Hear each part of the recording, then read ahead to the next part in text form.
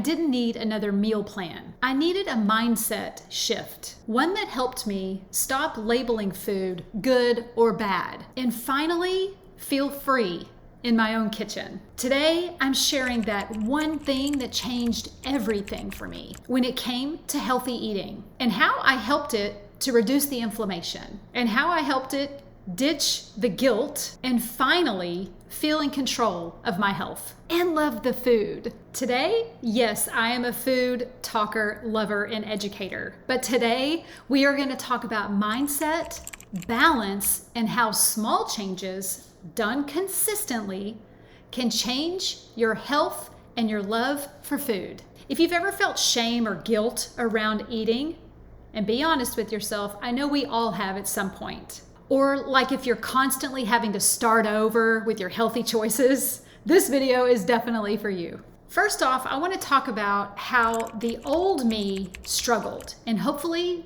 some of these may relate to you, and I can offer some guidance on how to switch the mindset.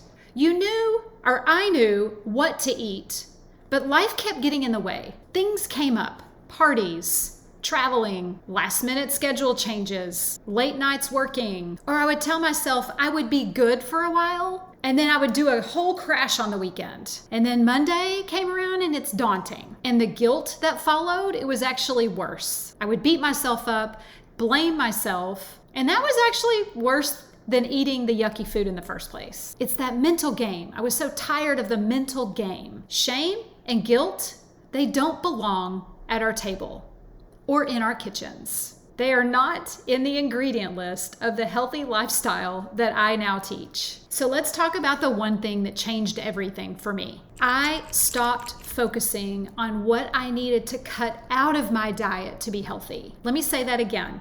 I no longer focused on what I need to get rid of in my diet to be healthy. I started focusing on what do I need to add in to my diet, add into my meals, my ingredient list when I'm shopping. What do I need to add in that's going to add nutrition to my meals? We call this crowding out, meaning as we add nutritious things into our meals, the other things that are unhealthy start moving away, start crowding out. Load your plate, load your pantry, load your fridge with the foods that are going to nourish your body and still have flavor and feel calm. We want our bodies to feel calm, not inflamed. So step one is to load our things, our plate, our pantry, our fridge with nourishing foods.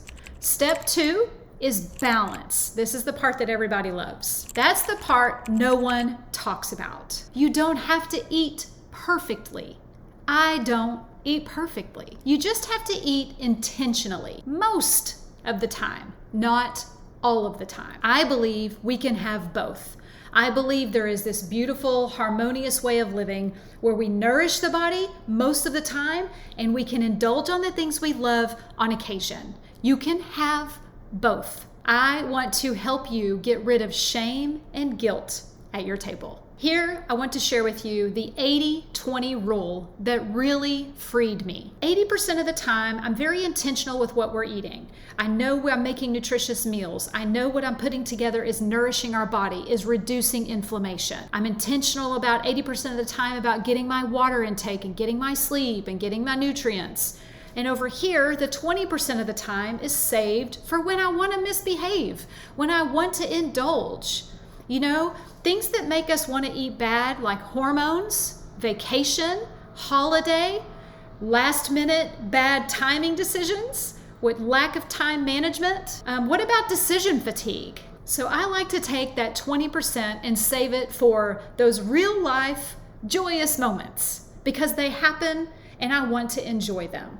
Do they involve unhealthy food choices? Yes. But I do not wrap myself around the guilt or shame of that joyous, unhealthy food because I know 80% of the time I am being very intentional and working very hard at our nutrition decisions. Let me give you a couple examples of my real life joy 20% moments. If we decide to go eat out and we're going to an Italian restaurant, I'm going to eat lasagna. It has dairy, it has gluten, it's not the healthiest, but I love it. And it brings me joy.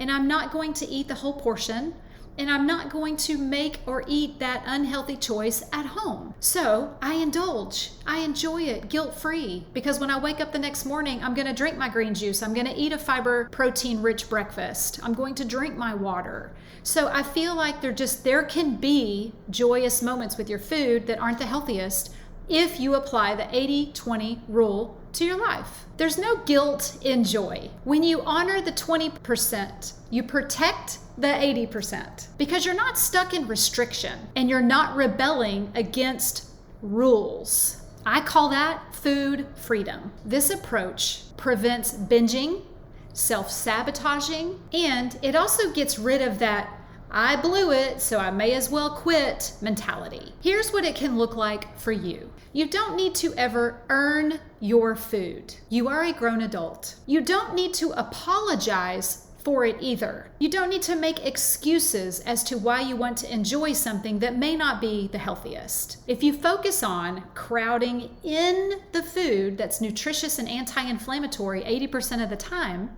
you'll naturally crowd out the food that drags you down. What's one small food that you can add this week that's going to help reduce inflammation in your body? I want to challenge you with that. One nourishing food that makes you feel proud, not punished. Tell me below in the comments what you're going to be adding this week. If this approach feels like a breath of fresh air, and that maybe something that you've been needing, that maybe you didn't realize that you needed, but you're feeling this like sense of breath of fresh air or freedom, so to say, like with your food relationship, you'll love the Healthy Hub. It's my online community where we have 3,000 plus members that are supporting each other, encouraging each other along the way with our healthy eating journey. It's so much easier when you're not doing it alone. To join the Healthy Hub, just click the link below in the description. We would love to welcome you with open arms. We would love to have you step into a kitchen where there's no shame, no guilt, and real food leads the way. Thanks for tuning in. Hit that subscribe button, and I'll see you next week in my other videos. And for now, I have one question for you. What is on your fork? Bye for now.